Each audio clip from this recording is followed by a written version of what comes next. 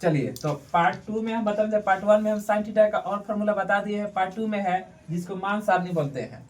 तो मान सारणी में सबसे पहले इसमें ट्रिक क्या होता है हमारा साइन थीटा का बताने का फॉर्मूला। सबसे पहले एक साइन का मान सिर्फ आप याद कर लेते हैं, उसके बाद सभी जो है साइन थीटा का मान सारणी एकदम चुटकियों में याद हो जाएगा। तो सबसे पहले हम क्या करेंगे, एक मान याद रखेंगे। सबसे पहले याद रखेंगे हम साइन 0 के मान होता है 0, साइन 30 के मान होता है 1/2, और साइन 45 के मान होता है 1/√2, और साइन 60 के मान होता है √3/2, और साइन 90 का मान 1।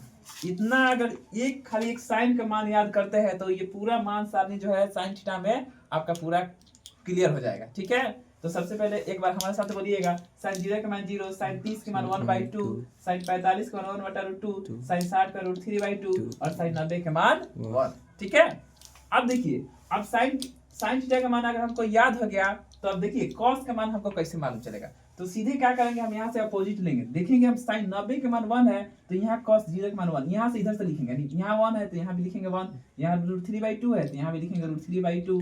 यहाँ ये जो है इसमेमें है कि कॉस 45 के मान कभी अस्थाई होता है, ये कहीं नहीं जाएगा। तो इसमें क्या करेंगे, cos 45 के मान सेम लिखेंगे, 1/√2 है तो 1/√2, और क्या करेंगे साइन 30 के मान 1/2 है तो यहाँ पे हो जाएगा 1/2, और साइन 0 के मान क्या हो जाएगा यहाँ पे 0।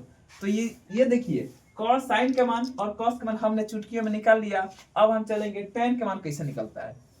फिर से देखिएगा हम कैसे बनाए, सिर्फ साइन के मान आप याद कर लेते हैं। साइन 0 के मान 0 होता है, साइन 30 के मान 1/2 होगा, साइन 45 के मान 1/√2, साइन 60 के मान √3/2, और साइन 90 के मान 1।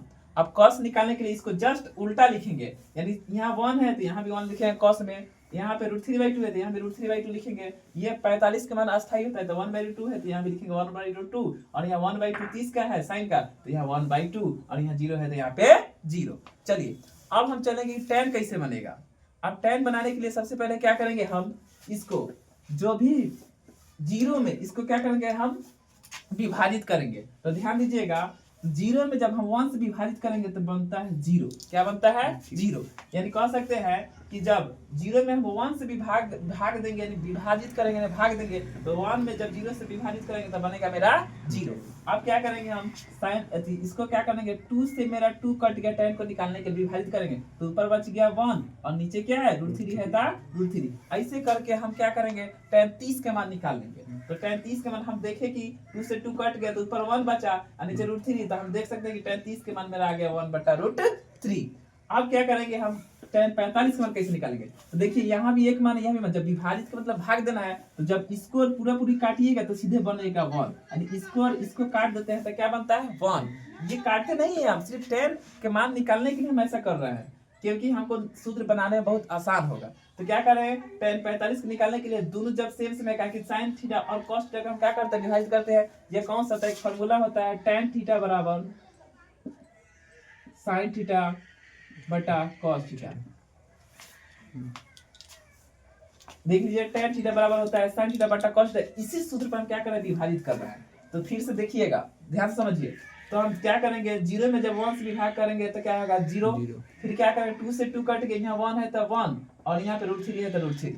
फिर देखिए ये √3 यहाँ भी 1/√3, यहाँ भी 1/√3, जब डिवाइड कीजिएगा तो बचेगा 1, तो 1 है तो 1। यहाँ पे देखिए tan 60 के निकालने के 2 से 2 कट गया, ऊपर √3 है तो √3, नीचे जब 1 है 1 नहीं भी लिखा जा सकता है, लिखा भी जा सकता है, तो यहाँ पे हम 1 नहीं लिखेंगे। ठीक है हर में।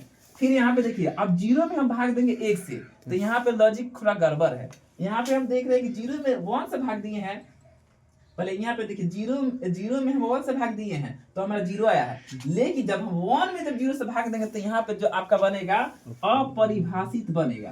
अपरिभाषित, इसका मतलब कह सकते हैं कि इसका मान जो है वह क्या है, हम 0 से भाग रहे हैं 1 में, इसलिए अपरिभाषित यानी अमान्य है। ठीक है, आगे देखिए।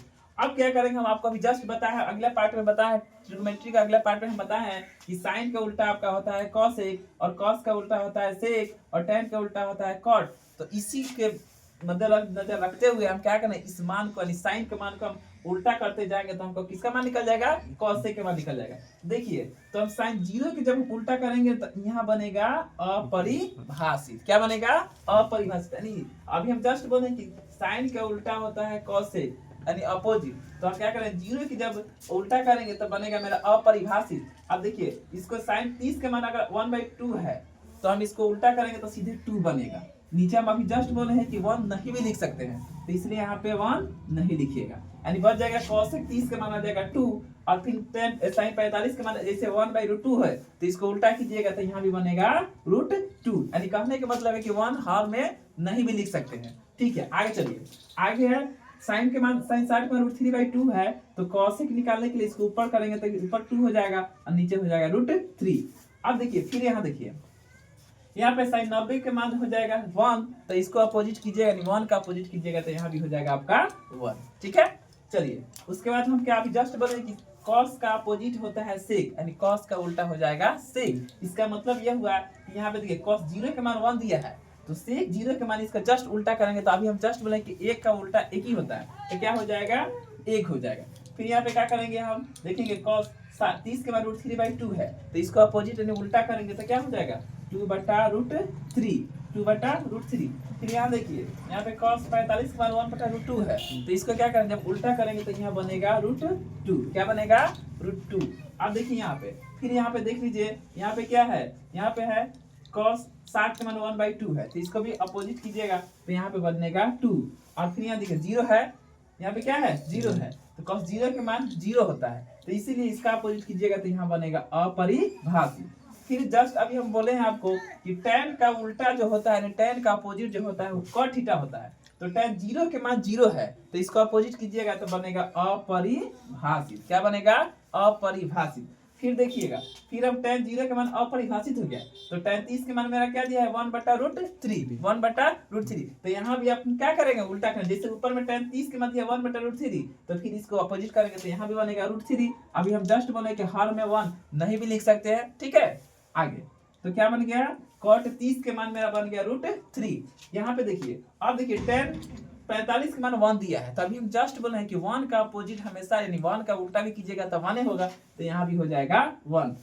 फिर देखिए यहाँ पे tan 60 के मान हो गया √3, तो tan 60 के मान अगर अपोजिट कीजिएगा तो यहाँ पे √3 है तो यहाँ पे हम जस्ट बोले कि 1 लिख भी सकते हैं नहीं भी लिख सकते हैं, तो अगर 1 का अपोजिट कीजिएगा तो ऊपर हो जाएगा 1 और नीचे हो जाएगा √3। अब देखिए फिर tan 90 के मान अपरिभाषित है तो इसको अपोजिट कीजिएगा नहीं उल्टा कीजिएगा तो यहाँ पे अपरिभाषित ना होकर यहाँ पे होगा 0। तो ऐसे आपको हम क्या चुटकियों में साइन थीटा का मान सारणी का पूरा हम सूत्र को बना दिए। ऐसे आप कमेंट में कीजिए कि हाँ आपको समझ में आया कि नहीं आया, अगर नहीं भी आया तो इससे भी बेटर समझाने का कोशिश करेंगे। चलिए, जय हिंद।